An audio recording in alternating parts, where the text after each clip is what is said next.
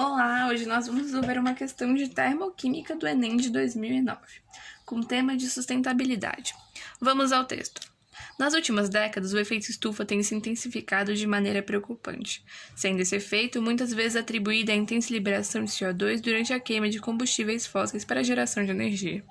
O quadro traz as entalpias padrão de combustão a 25 graus Celsius do metano, do butano e do octano. Então, nós temos a tabela com as fórmulas moleculares, a massa molar e o ΔH de combustão. Vamos à pergunta. À medida que aumenta a consciência sobre os impactos ambientais relacionados ao uso da energia, cresce a importância de se criar políticas de incentivo ao uso de combustíveis mais eficientes. Nesse sentido, considerando-se que o metano, o butano e o octano sejam representativos do gás natural, do gás liquefeito de petróleo e da gasolina, respectivamente, então, a partir dos dados fornecidos, é possível concluir que, do ponto de vista da quantidade de calor obtido por mol de CO2 gerado, a ordem crescente desses três combustíveis é. Então, nós vamos analisar cada um desses combustíveis olhando para essa pergunta. Vamos por partes. Prestem atenção que de todas as informações dadas, a mais importante é a pergunta. A questão que era a quantidade de calor que é obtido por mol de CO2, que é produzido, certo?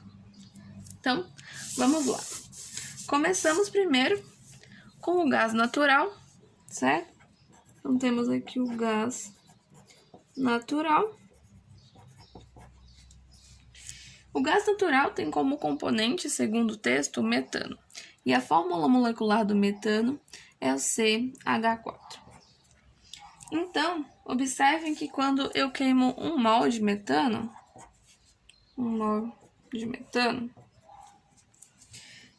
ele só tem um átomo de carbono na sua fórmula. Então, ele vai gerar apenas um mol de CO2, certo?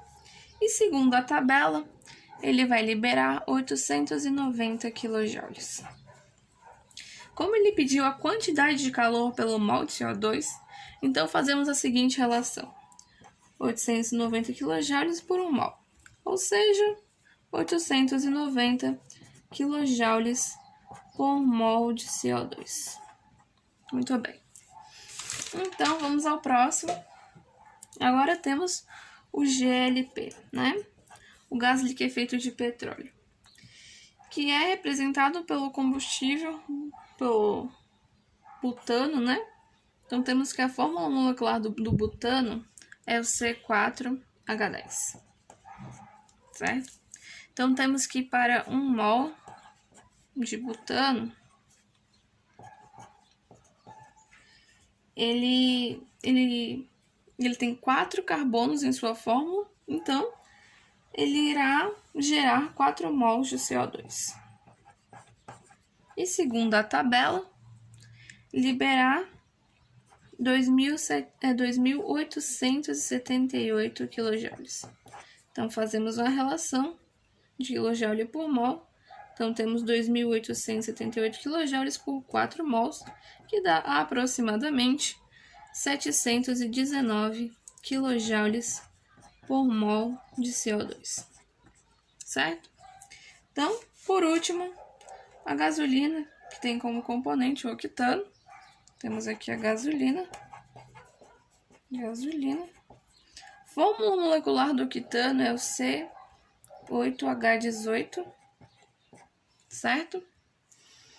Então, temos que, quando queimarmos 1 mol de octano, vejam que ele só tem 8 carbonos em sua fórmula, então ele irá produzir 8 mols de CO2 e, segundo a tabela, gerar 5.471 kJ.